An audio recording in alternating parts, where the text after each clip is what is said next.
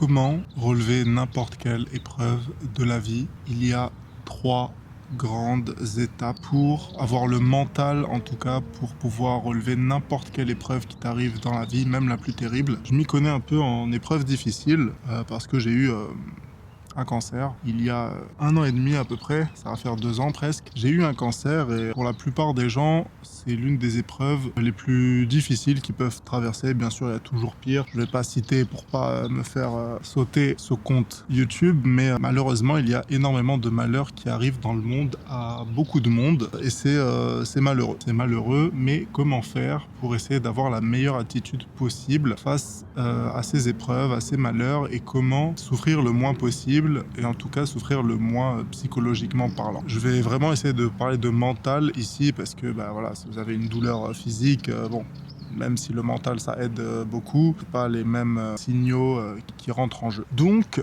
comment essayer de surmonter n'importe quelle épreuve de la vie, même la plus difficile, et comment j'ai fait à surmonter l'épreuve de cette maladie que j'ai eue, qui est le cancer. J'ai noté 3 grandes étapes.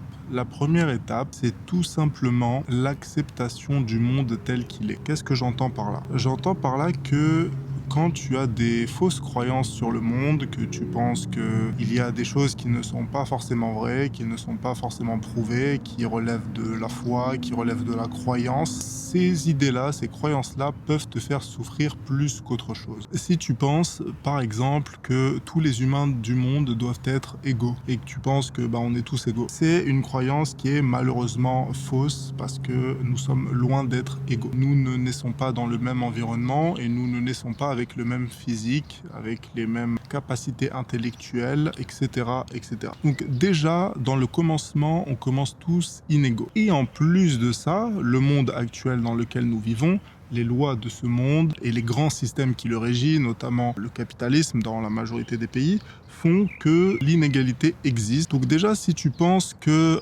oui, il y a un malheur qui t'arrive à toi, c'est pas juste, ça devrait pas t'arriver à toi, pourquoi ça arrive à toi et pas aux autres, tu pensais que ça arrivait qu'aux autres, etc. Si tu pars avec toutes ces idées-là, tu vas souffrir davantage. Donc premièrement, il faut profondément accepter le monde tel qu'il est et le monde est malheureusement injuste et surtout il y a énormément de facteurs que tu ne peux pas contrôler. C'est surtout ça, il y a énormément de choses que tu ne peux pas contrôler. Donc quand tu pars déjà avec cet état d'esprit, tu vas vivre la vie de manière un peu plus légère. Tu vas essayer d'accepter. Et quand je dis accepter, c'est vraiment accepter sincèrement au plus profond de ton cœur. Pas juste te dire oui, bon, d'accord, on est inégaux et le monde est injuste. Non, il faut que tu l'acceptes profondément, que tu trouves plein d'exemples dans ta vie qui le montrent pour vraiment ancrer cette croyance, vraiment la rentrer au plus profond de ton cœur. Même si c'est quelque chose que je n'aimerais pas, que je ne souhaite pas, c'est malheureux que tout le monde soit inégaux, qu'il y ait des gens qui naissent mal formés, qu'il y a des enfants qui meurent, bon bref, je vais pas donner tous les détails, mais vous avez compris, j'ai pas envie de plomber trop l'ambiance, déjà que la vidéo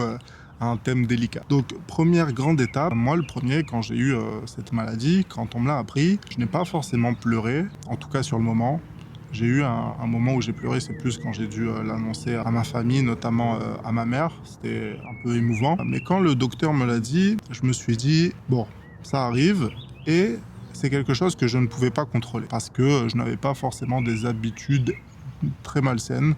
Bon, comme tout enfant, tout adolescent, j'ai toujours mangé un peu de bonbons, un peu de chips, un peu de cochonneries, des tacos, des kebabs, voilà, des frites, bref. Mais j'ai toujours été très sportif, j'ai jamais eu de grosses maladies, rien. Donc j'aurais pu me dire c'est totalement injuste que ça m'arrive à moi, pourquoi ça m'arrive à moi, je suis désespéré, voilà, je vais mourir, etc. Mais je l'ai tout simplement accepté. On va passer aux étapes d'après pour que je vous raconte la suite de l'histoire. Donc la deuxième grande étape, c'est d'avoir de l'espoir. C'est d'avoir de l'espoir en un avenir radieux. Maintenant que tu as accepté ton sort, que tu as accepté les malheurs, les épreuves qui sont apparus dans ta vie, il faut que tu te dises que c'est possible de t'en sortir. C'est possible. Tu dois encore une fois avoir cette croyance. Tout est une question de croyance. Depuis le début, comme vous l'avez compris, c'est toujours une question de croyance. Et plus vos croyances sont alignées avec le monde tel qu'il est et avec vos besoins, votre biologie, votre psychologie, votre être, plus vous allez vous sentir apaisé. Donc,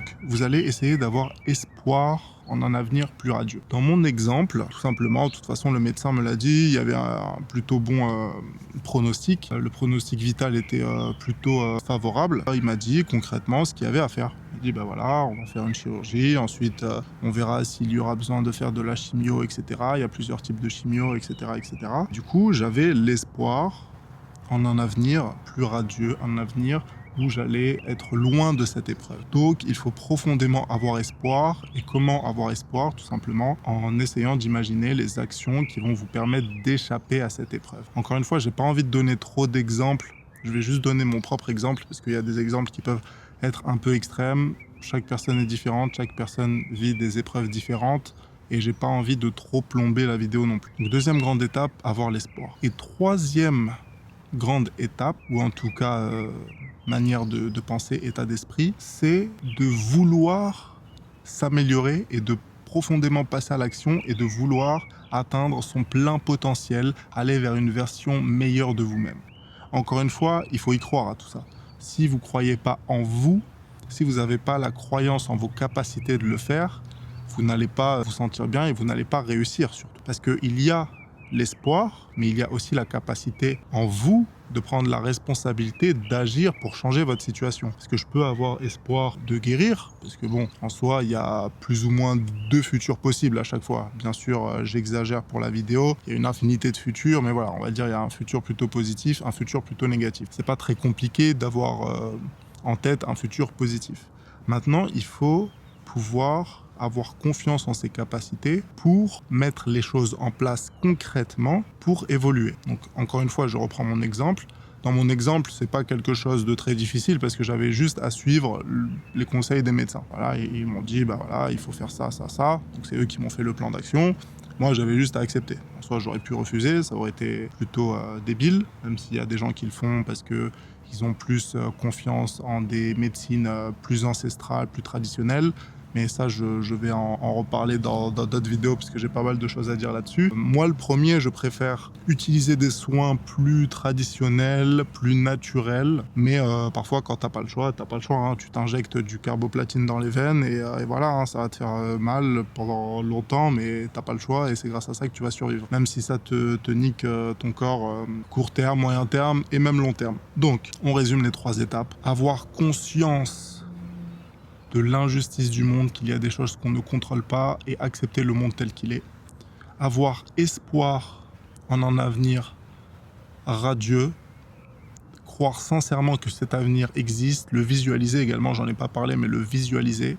Et troisièmement, avoir confiance en soi et vouloir s'améliorer et mettre les actions en place dans sa vie pour changer sa situation initiale, pour aller vers sa situation désirée. En ayant ces 3 états d'esprit et même à la fin du coup en passant à l'action, parce qu'il y a vraiment un aspect de passage à l'action, vous allez, selon moi, réussir plus ou moins à relever n'importe quelle épreuve dans votre vie. Que ce soit une épreuve vis-à-vis de votre santé, vis-à-vis de vos finances, vis-à-vis de vos relations. Et parfois même, il faut tout simplement accepter la perte. Parce que là, j'en ai pas parlé. Là, on a parlé d'avoir l'espoir en un avenir radieux. Mais parfois, si on reprend mon exemple personnel, moi, j'avais un cancer avec un très bon pronostic vital. Il y en a malheureusement, le pronostic, il est très mauvais. Je pense que j'en parlerai dans une autre vidéo. Comment, encore une fois, accepter. C'est toujours une question d'acceptation du monde tel qu'il est. Hein. C'est fou. J'aime bien cette expression et je pense que je la répéterai souvent. Je pense qu'on en parlera dans une prochaine vidéo, les amis.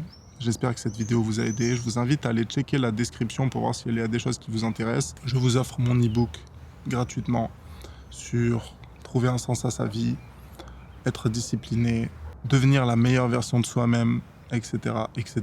Et également un petit lien pour passer un appel avec moi si vous voulez que je vous accompagne sur certaines choses de votre vie. On parle sans aucune pression et ensuite on voit ensemble si je suis en capacité de vous aider ou pas. Sur ce, j'espère que vous allez passer une agréable journée ou fin de journée et je vous dis à la prochaine. Bisous.